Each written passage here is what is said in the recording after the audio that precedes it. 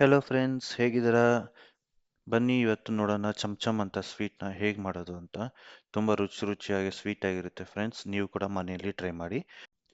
ಮೊದಲು ಒಂದು ಪಾತ್ರೆಗೆ 2 ಲೀಟ್ರಷ್ಟು ಹಾಲನ್ನ ಹಾಕೊಳ್ಳೋಣ.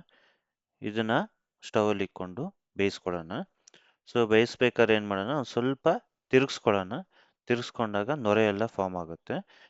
ಇವಾಗ ಬಂದ್ಬಿಟ್ಟು 2 ಸ್ಪೂನಷ್ಟು ವಿನೆಗರ್ನ ಹಾಕೊಳ್ಳೋಣ. ಈ ವಿನೆಗರ್ ಹಾಕೋದ್ರಿಂದ ಏನಾಗುತ್ತೆ, ಹಾಲಲ್ಲಿರೋ ನೀರಿನಂಶ ಎಲ್ಲ ಬಿಟ್ಕೊಂಡು ಮೊಸರು ಕಟ್ಕೊಳುತ್ತೆ. ನೀವು ಚೆನ್ನಾಗಿ ತಿರುಗಿಸ್ತಾನೆ ಇರಬೇಕು. ತಿರುಗಿಸ್ತಾ ಇದ್ರೆ ಅಷ್ಟು ಚೆನ್ನಾಗೆಲ್ಲ ಬಿಟ್ಕೊಳ್ಳುತ್ತೆ. ಇವಾಗ ಏನು ಮಾಡ್ಕೊಳ್ಳೋಣ, ಇದನ್ನ ಒಂದು ಬಟ್ಟೆಯಲ್ಲಿ ಸೋಸ್ಕೊಳ್ಳೋಣ.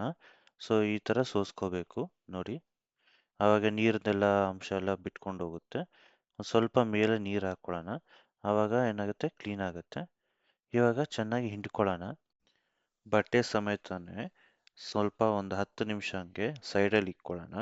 ಒಂದು ಸ್ವಲ್ಪ ಹೊತ್ತು ರೆಸ್ಟ್ ಆಗಲಿ.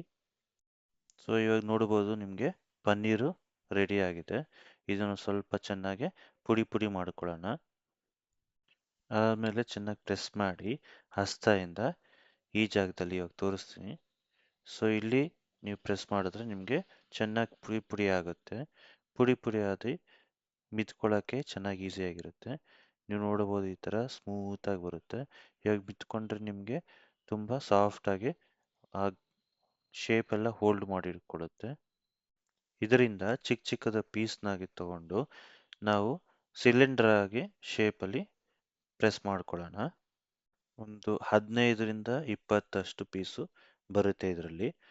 ಇವಾಗ ನಾವು ಸಿರಪ್ನ ರೆಡಿ ಮಾಡಿಕೊಳ್ಳೋಣ. ಮೊದಲು 1.5 ಕಪ್ಪಷ್ಟು ಸಕ್ಕರೆನ ಒಂದು ಬಾಣಲಿಯಲ್ಲಿ ಹಾಕ್ಕೊಂಡು 6 ಕಪ್ಪಷ್ಟು ನೀರನ್ನ ಹಾಕೊಳ್ಳೋಣ. ಇದು ಚೆನ್ನಾಗಿ ಬೇಯಿಸ್ಬೇಕು. ಹಾಗೆ ಮಿಕ್ಸ್ ಮಾಡ್ತಾ ಇರಿ.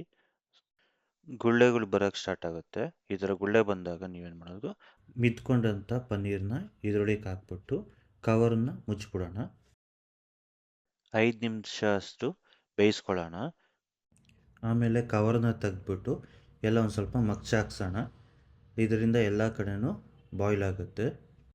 ಇವಾಗ ಒಂದು 15 ನಿಮಿಷ ಅಷ್ಟು ಮತ್ತೆ ಬೇಯಿಸ್ಕೊಬಿಡೋಣ. ಇವಾಗ ಪೂರ್ತಿ ಚೆನ್ನಾಗಿ ಬೆಂದಿರುತ್ತೆ.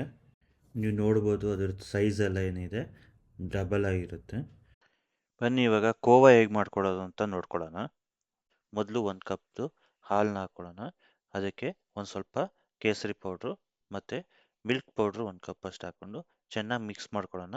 ಬೇಯಿಸ್ಕೊಂಡು ಹೀಗೆ ಮಿಕ್ಸ್ ಮಾಡ್ತಾ ಇದ್ರೆ ಎಲ್ಲ ಹಂಗೆ ಗಟ್ಟಿ ಆಗ್ತಾ ಬರುತ್ತೆ. 2 ಸ್ಪೂನಷ್ಟು ಸಕ್ಕರೆ ಹಾಕ್ಕೊಳ್ಳೋಣ. ಅದರಿಂದ ಸ್ವೀಟ್ನೆಸ್ ಚೆನ್ನಾಗಿ ಬರುತ್ತೆ.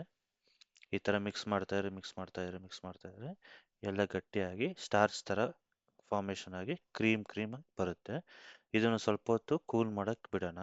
ಕೂಲ್ ಆದಾಗ ಗಟ್ಟಿ ಆಗುತ್ತೆ. ಇವಾಗ ಬೇಯಿಸ್ಕೊಂಡಂಥ ಪನ್ನೀರನ್ನ ತಗೊಂಡು ಅದನ್ನು ಪ್ರೆಸ್ ಮಾಡ್ಕೊಳ್ಳೋಣ. ಜಾಸ್ತಿ ಹಿಂಡಕ್ಕೆ ಹೋಗಬೇಡಿ, ಸ್ವಲ್ಪ ಹಿಂಡಿ ಇದನ್ನು ಮಧ್ಯದಲ್ಲಿ ಕಟ್ ಮಾಡ್ಕೊಳ್ಳಿ. ಇಲ್ಲಿ ನಾವು ಕೋವನ ಹಾಕ್ಕೊಳ್ಳೋಣ. ಅದ್ರ ಮೇಲೆ ಒಂದೇ ಒಂದು ಚೆರ್ರಿನ ಹಾಕ್ಕೊಂಡು ತಿಂತಿದ್ರೆ ಏನು ಸ್ವೀಟಾಗಿ ಎಷ್ಟು ಚೆನ್ನಾಗಿರುತ್ತೆ ಅಂದರೆ ವಾಹ್, ಬಾಯಿ ರುಚಿಯಾಗಿರುತ್ತೆ ರೀ. ಫ್ಯಾಮಿಲಿ ಜೊತೆ ತಿನ್ನಿ, ಫ್ರೆಂಡ್ಸ್ ಜೊತೆ ತಿನ್ನಿ, ಎಷ್ಟು ಚೆನ್ನಾಗಿರುತ್ತೆ ಅಂದರೆ ಕಾಂಪ್ಲಿಮೆಂಟ್ಸ್ ನೀವು ಕೇಳ್ತಾ ಇದ್ರೆ ನಿಮಗೆ ಖುಷಿ ಆಗುತ್ತೆ. ನೀವು ಮಾಡಿದ್ದ ಅಂತ ಎಲ್ಲ ಕೇಳ್ತಾರೆ. ಸ್ನೇಹಿತರೆ, ಈ ವಿಡಿಯೋ ಇಲ್ಲಿಗೆ ಎಂಡ್ ಮಾಡ್ತಾ ಇದ್ದೀನಿ. ಸಿಗೋಣ ಮುಂದಿನ ವಿಡಿಯೋದಲ್ಲಿ. ಅಲ್ಲಿವರೆಗೂ ಬಾಯ್, ಟೇಕ್ ಕೇರ್.